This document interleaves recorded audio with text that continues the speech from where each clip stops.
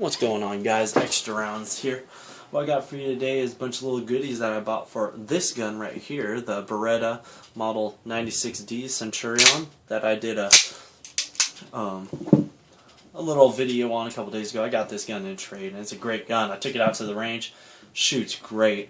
No problems. I mean, a couple little failure for the slide to lock back, but I think that might be the mags, because this is, like I said in the last video, I think this gun was made in 95, 96, around there. It couldn't give me an exact date.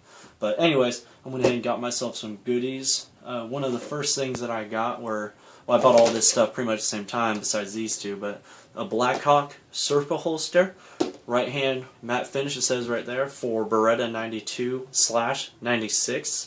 In quotations right here it says, not elite or Brigadier or M9A1, which kind of sucks, but great holster. I think in my local area it costs about $38.99. Great holster for the money. What it comes with is obviously the holster. Little serpa holster has a little button release retention screw. Righty tighty will tension it right up. Lefty loosey will loosen it up. I left it because it feels fine. On the outside it kind of has a little texture on it, but on the inside it's really smooth plastic. So here we go, we got the gun, give you a little demonstration, and it is in there. So serpa holsters are always great. A lot of people recommend them and stuff. Some people like them, some people don't. People say that when you hit the button and you pull it out, you might hit the trigger, which is, to me, is ridiculous, because right when you hit it and you pull it out, my finger comes right there. So, great little holster. Great little holster so far. I just got it. It comes with these little belt loop system right here, which I've been using because that's what I like. Also, it comes with the paddle holster system. Really nice. It has a little nub right here so that when you put it in your pants and you try to pull that gun out, and I tried. I put this holster on here and I put it in there. Didn't even touch the button. I just wanted to see if this is going to come out with it. And actually, this dug right into my pants and would not come out. So great little thing right there. What it comes with is, oh, they're over there off to the side, but little belt adjusters. Look, see these little holes right here? They're just little tabs that you put on here if you have a smaller belt or something like that. I might put those on because I got this Galco belt, and it's only 1.5 inches. It doesn't really fill up this whole area, but nice holster. If you guys got the money and you want a nice outside the waistband holster, there you go. That's a really nice one. Put these off to the side. Like I said, I just bought this Galco 1.5 inch belt, leather belt. It's real nice. Really nice brown belt, silver buckle. I think in my local area it cost me about $69.99. So, if they were cheap, they wouldn't be real good belts. I mean, there are some low-end belts or cheaper, I don't like to say cheaper, belts out there that are good for guns, but I just like to go with Galco. Everybody talks about Galco being a really good belt for your gun, so I went ahead and just got this brown one again for about $69.99, I think it was.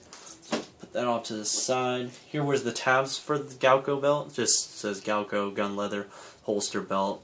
Has some information in here and stuff about length and all that stuff. And that's the tag. Put all that off to the side. When I carry open, I just like to have an extra magazine on me. So I went ahead and got one of these Uncle Mike tactical magazine holsters. It's the Kydex single magazine. It says right here, hashtag 5036-2 single mag double roll, and it's a nice little magazine holder. I mean, you put it in there. This is a Beretta mag, and I got the smaller one. There's a large one, but you really have to know your mag. So I knew that the Beretta was a slimmer mag. It's not that big, so I went ahead and got the smaller one. There's a large one, and then there's this one. So I got this for the Beretta. You put it right in there. It cinches it up. It's not coming out. But when you pull on it, it comes right out. Nice. And I really like that. So that was good. This was like, I think it was like $19. Nice. But they had the doubles, which you want doubles. Those look fine too. Those look good. I was actually thinking, dang, I should have got a double, because double was just a little bit more expensive. But oh well, just got a single one. I won't be carrying outside the waistband that often. So, and then what else I did, I went ahead and went on Midway USA and got two 13-round Beretta 96 FS magazines. These cost me about $26.99 a piece. I went ahead and got two of them.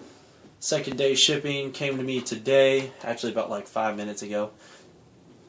And the one thing that I did hear about these magazines, for just the Beretta, not just Metgar in general, but for the Beretta ones, the 13-rounders and the 15-rounders, is that when you fill it all the way up to the top, they kind of bulge a little bit. I'm going to give you a little demonstration about that in a minute. So let's put these off to the side. Here are the magazines, and they don't come like this all whited out. I did that with the old nail polish trick.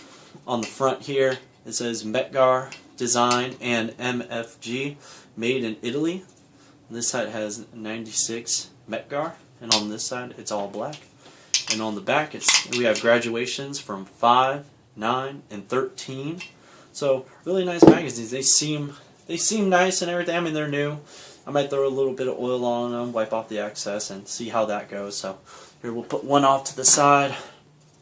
And what we are going to do, we're going to go ahead and check, and we're going to take the slide off of the gun, because I am actually going to load this magazine up to 13 and show you how it goes into the gun. Again, no barrel, no firing pin, nothing. We're just going to be inserting the magazine, loaded, and that is it. I mean, it's hard to believe, but I don't have 13 dummy rounds. Kind of expensive. So here we go. We got live rounds here. Again, no barrel, no firing pin. Here we go. We're going to load. And one thing with these magazines I realized was that they are really nice to load up. And also, if you want to unload them like this, they are just smooth to unload. So here we are, just loading it up to 13. Again, really nice to load, no problem. I was thinking about breaking the magazines down, cleaning them and all that stuff. I mean, it's not like they're dirty, but that's just what I do. But I decided just to leave them and see how they run. So there's 11, 12, and 13. Whew, gets hard a little bit at the end. So we got 13 in here all the way up to the top. Let's go ahead and see how it feeds into the magazine well. So we're going to go ahead and slide, and already some tension right there. Pushing a little bit harder.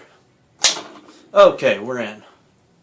Alright, again, no barrel, no firing pin, nothing. We're just using the magazine well. So now we're going to see if it drops free. So I'm going to put my hand here. Nothing. Look at that. Okay, see, it's kind of hard to pull out again, and I don't see any bulging. I might get out some calipers later and see if it bulged out a little bit, but when you put it in there, see, it's just, that's all tension right there. See, there it goes. So people say that it'll fall free when it's empty. I mean, obviously, all magazines really fall free when they're empty, but they don't fall free like the regular ones or whatever. They kind of bulge. So let's go ahead and take 2 rounds out to make it 11. And see how that goes. So, whoop, okay. So here we go. The only 11 now, like the regular magazines, and no problem. No bulge, no nothing. Let's see if it drops free. Came right out. So, I mean, the reason I got the 13 rounder and not the 15, I mean, the 15, people say if you load it to 15 and you're trying to take the 15 rounds out, that is really going to be bad. But the reason I got the 13 rounder is I want to be able to get it out if I have to, with not really any problems, and also I just want the option of 13 rounds, because the people on the review said that even if like it's all bulgy and stuff, once you get in there, the 13 rounds will run. So I'll get out to the range in a little while and see if they actually run or not. But Metgar magazines are supposed to be real nice. It's just these ones are the ones that are kind of the problem. My girlfriend's dad has a couple Metgar magazines for his SIG P250. And he loads that up to, I think it's either 15 or 17, I don't know, I forget. And he has no problems. It just might be the nature of the metal, the nature of the design. So I will be having these loaded up to 11 for, right now in my kit. But when I go to the range, I'll load up to 13 to see if it runs, or see if I have any mag issues. So that's the video I got for you guys today. I'll see you later.